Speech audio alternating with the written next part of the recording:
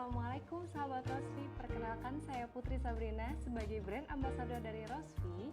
Kali ini saya ditemani dengan Dr. Yusri. Halo sahabat Rosvi, apa Pasti kabar? sahabat Rosvi sudah tahu dong dokter yang kece ini dan punya suara bagus ini. Ya kan dok, pagi ini Yes. kita akan membahas soal pertanyaan dari beberapa mitra NASA. Nah gini dok, jadi sebagai perempuan Ya. dan sebagai wanita, wajar nggak sih dok sebenarnya punya keputihan? Oke. Permasalahan keputihan itu wajar nggak? Kalau semua kok kayaknya tuh semua orang tuh bisa keputihan gitu kalau cewek-cewek ya. Ini justru wajar banget karena sebenarnya kalau akhirnya nggak keputihan gitu, maksudnya wah aku sehat banget nggak pernah keputihan, nah itu maksudnya dipertanyakan. Karena sebenarnya keputihan itu normal banget terjadi. Jadi ibaratnya kalau kayak kita tuh cuci piring gitu kan pasti ada air untuk ngebersihin, atau di mesin cuci kan butuh air. Nah sama dengan organ reproduksi wanita, jadi emang butuh untuk dibersihkan. Nah yang ngebersihin itu sebenarnya adalah cairan keputihan secara normal. Cuma emang ada beberapa kondisi keputihan itu menjadi tidak normal.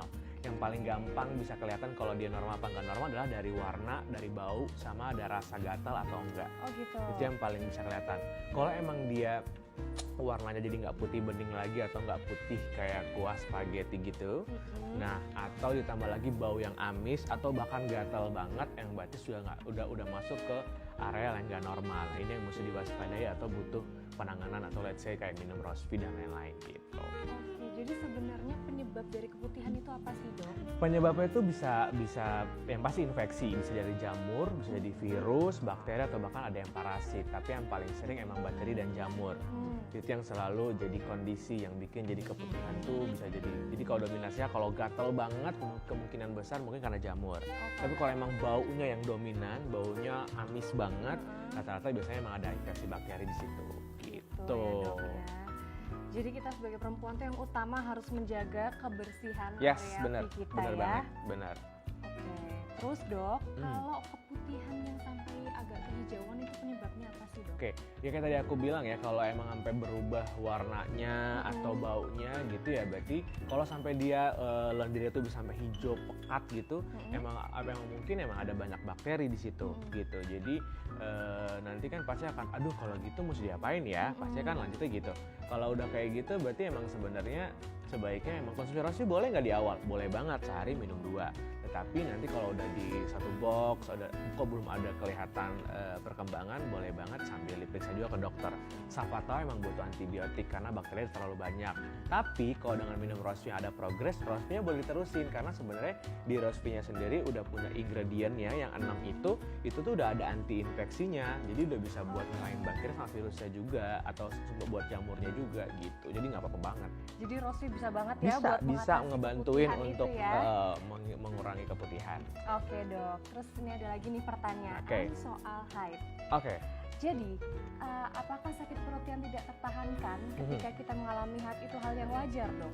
Ya, sebenarnya kondisinya menstruasi itu pasti ada nyerinya karena itu proses untuk dari tubuh, mekanisme tubuh untuk mengeluarkan telur yang tidak dibuahi. Ya kan menstruasi itu kan berarti kan karena tidak ada pembuahan, emang tidak lagi ada program hamil yang terjadi, sel telurnya tidak bertemu gitu ya dengan sperma dan lain-lain, jadi itu harus dikeluarkan, diluruhkan. Nah, proses peluruhan sel telur yang tadi saya bilang itulah akhirnya membuat agak nyeri karena kontraksi otot di perut ngebantu untuk ngeluarin. Jadi yang pasti wajar sekali ada nyeri haid itu wajar. Tapi kalau nyeri haid yang berlebihan, nah ini yang mesti dibantu untuk apa? Untuk paling nggak jadi nggak terlalu berlebih nyerinya. Atau ada juga nih beberapa nyeri yang emang karena ada kondisi khusus, emang ada penyakit. Nah ini kita akan bahas lagi di lain kesempatan, itu akan kita detailin. Ada apa sih? Kenapa bisa sampai terlalu nyeri? Gitu. Berarti untuk nyeri haid itu sebenarnya Wajar. Hanya kalau nyerinya berlebihan itu Nah baru itu yang perlu mesti ya, dikonsulin. Tetapi kalau nyeri berlebihan, beberapa pasien ya konsumsi Rosvi juga akhirnya nyerinya nggak terlalu berlebih seperti siklus-siklus sebelumnya. Nah itu boleh banget juga minum Rosvi. Dicobain pakai Rosvi. Jadi nanti insya Allah bakal berkurang ya nyerinya, nggak seperti biasanya itu. Terus kalau mual dan pusing itu gimana dok ketika Mual haid pusing itu? pada haid juga sama, mual pusing nyeri perut itu berhubungan sama hormonal juga, dan juga tadi peluruhan tadi si sel telur itu, jadi wajar sekali ada beberapa yang simptom itu terjadi. Nah baik lagi menstruasi itu hormonal, biasanya tuh hormon setiap wanita itu kan beda-beda setiap orangnya. Nah itu yang jadi bikin akhirnya kenapa simptomnya setiap orang beda-beda. Jadi harus sendiri-sendiri yang ngerasain, masih bisa ditolerir nggak nih simptomnya, sakitnya. Boleh nggak minum Rosvi? Yang pasti minum Rosvinya nggak pada saat menstruasi kan. Jadi nanti menstruasinya selesai, minum Rosvinya rutin, nanti bisa kelihatan tuh di siklus-siklus berikutnya, biasanya better. Oke, gitu ya. Bisa minum Rosvi, insya Allah berkurang rasa sakitnya, tapi jangan diminum pada saat menstruasi, betul. Terus saya mau tanya lagi nih dok, soal penyumbatan tuba fallopi. Penyumbatan tuba fallopi. Iya betul. Nanti ini udah ada gambarnya, itu kelihatan tuba fallopinya di areal sebelah mana. Nah di situ emang terjadi penyumbatan, baik lagi karena hormonal. Ini yang suka bilang ada sumbatan, jadi biasanya keluhannya akhirnya jadi susah program hamil. Karena apa? Ada areal jalannya untuk nanti telur dan sperma bekerja gitu ya, itu ada yang nyumbat, ada yang nggak ketemu, jadi dia nggak bisa masuk. Nah part-part ini yang akhirnya harus dibantu dengan apa? Kalau emang penyumbatan itu pentingnya, kenapa harus periksa ke dokter juga. Jadi balik lagi saya harus selalu bilang, Rosvi itu kan bukan obat, Rosvi itu adalah suplemen yang bagus. Jadi ngebantuin untuk kondisi-kondisi tertentu. Nah kalau emang dari dokter bilang ada penyumbatan tuba fallopi atau penebalan dinding rahim, let's say gitu-gitu, maka boleh banget nih kombinasiin Rosvi dengan pengobatan dari dokter.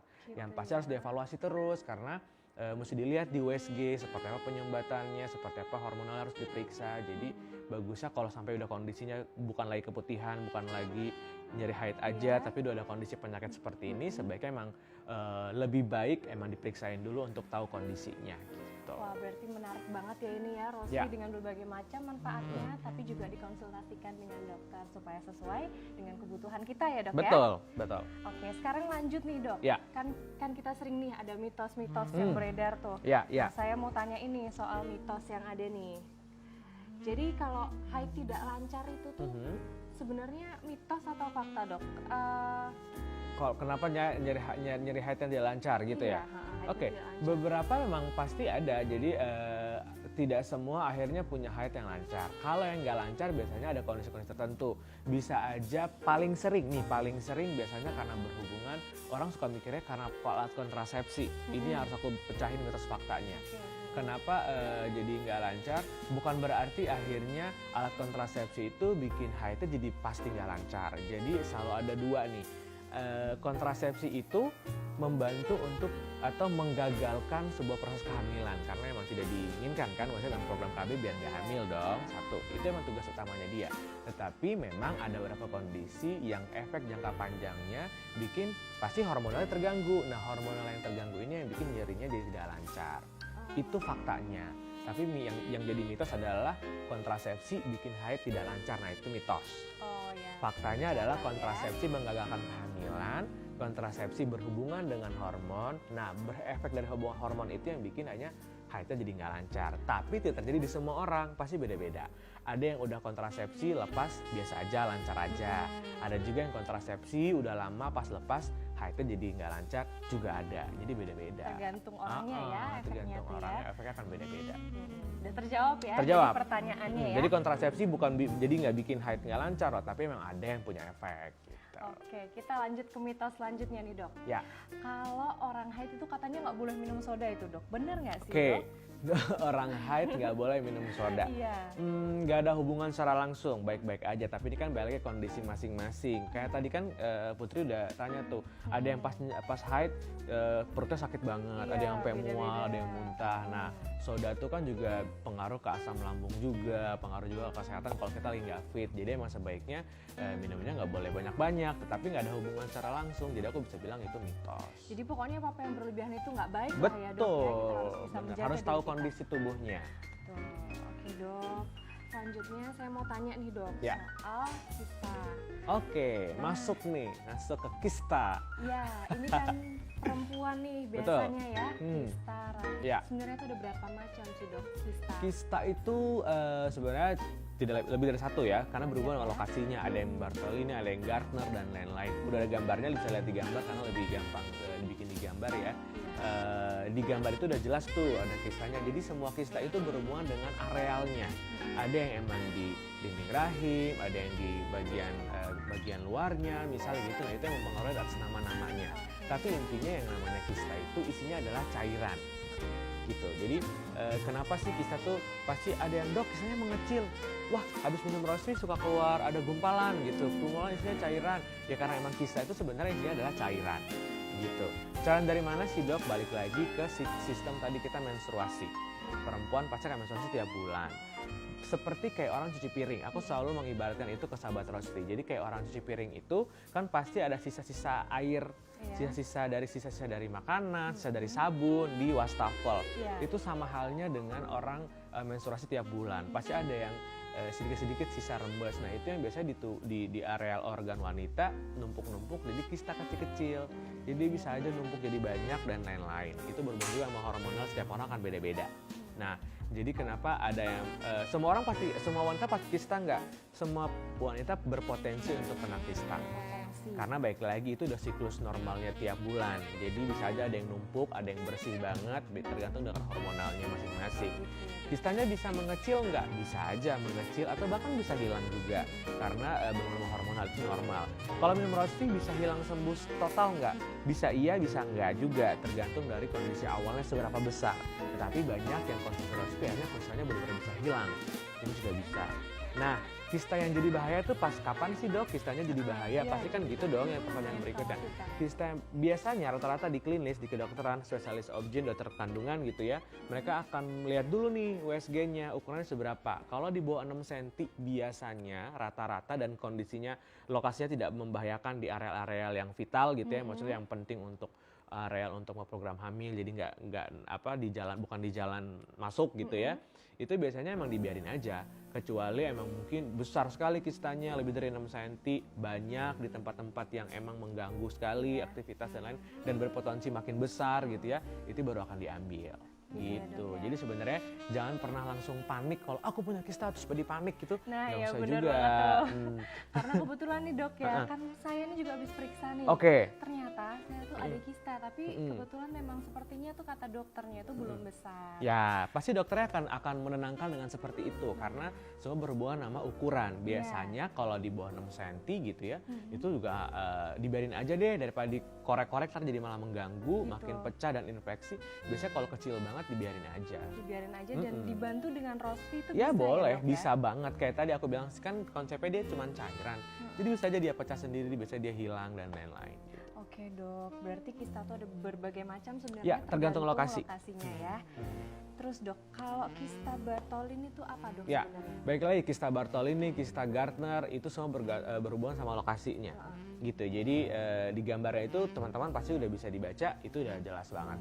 Dan secara keseluruhan semua kista pasti berhubungan dengan nanti keluhan-keluhan lain. Apakah dia sangat mengganggu Bartholin ini, menstruasinya sampai ganggu banget, sampai nyeri, terus makin besar. Nah itu akan dipantau sama dokter obgynnya. Tapi kalau enggak, minum Rosvi boleh nggak? Boleh banget, minum aja. Cuma nanti ada yang 2 box, terus baru ada progres, ada yang 1 box kelihatan. Gitu ya, akan beda-beda tergantung dari masing-masing gitu. Itu penjelasan kistanya. Oke dok, terus nih misal kalau ada yang kena kista tapi sudah besar jadi harus diambil. Iya, apalagi kalau lebih dari 6 cm ya itu harus diperiksa ya. Nah misalnya udah perempuan tersebut sudah operasi. Udah operasi kista gitu ya. Nah setelah operasi mau konsumsi Rosvi lagi, itu bisa nggak sih? Harus banget, justru harus, karena kista itu balik lagi kalau udah punya kista 1 nih udah diambil, bukan berarti itu jadi nggak pernah ada kista lagi, juga nggak mesti, karena balik lagi kan berhubungan hormonal. Selama hormonalnya masih bagus, masih aktif, reproduksi juga masih bagus, bisa aja kemungkinan di tahun-tahun berikutnya bisa aja ada lagi, ya kan? Jadi sebenarnya justru pertanyaan Putri bagus, setelah sudah operasi bukan berarti jadi selesai, tetapi minum Rosvi-nya tujuannya untuk memaintain untuk hormonalnya stabil terus, kondisi reproduksinya bagus terus, sehat terus, jadi biar harapannya kista yang berikutnya nggak muncul. Kita harus menjaga terus ya. Jadi Rosvi itu ada 2 fungsinya sebenarnya. Yang pertama, kalau emang udah ada keluhan, dia bisa ngebantu untuk keluhannya bisa cepat sembuh. Yang kedua, kalau emang tidak ada keluhan pun, ini yang fokus utamanya Rosvi, dia maintenance untuk tetap lebih sehat. Makanya aku selalu bilang ini tuh jadi kayak anti-aging investment untuk perempuan. Karena sebenarnya minum Rosvi itu untuk jangka panjang, ngebagusin otot rahim, ngebagusin hormonal perempuan, ngesehatin secara reproduksi wanitanya jadi sehat terus, kayak gitu. Ini menarik banget Semuanya penjelasan dari Dokter Yusri ini sangat membantu ya kita yang tadinya awam jadi terbuka. Betul. Oke, terus Dok, saya nih sering baca nih tentang kista Gardner. Itu tuh sebenarnya gimana sih Dok? Kista Gardner, kista Bartolini, semuanya itu pasti tadi berhubungan sama lokasinya. Udah gitu, kalau itu sebenarnya si nama-nama ini emang bikin panik sih. Iya kan, bikin panik banget. Jadi makanya aku juga nggak mau terlalu jelasin nama, bukan berarti kenapa sih Dok kayak nggak pengen tahu. Bukan, karena kalau dijelasin nama-nama pun pasti berhubungannya sama lokasi satu. Yang kedua, si nama ini juga bukan berarti jadi kalau Gardner pasti akan paling bahaya daripada Bartolini. Nggak juga. Semua kista pasti berhubungan sama lokasi, jadi bikin nama tadi berbeda. Dengan ada juga yang kayak misal kistanya itu tumbuh pada saat setelah lahiran, yang gitu-gitu juga pasti berbeda. Jadi kondisi kista itu berhubungan sama lokasi, sama ukuran, sama simptomnya, sama gejalanya. Itu yang mesti dilihat dari sama dokter. Tetapi kalau kondisi-kondisi yang emang kalau kistanya nggak besar gitu ya, pasti kayak tadi Putri. Jadi dokter pasti cuma bilang, udah ini nggak apa, biarin aja. Gitu.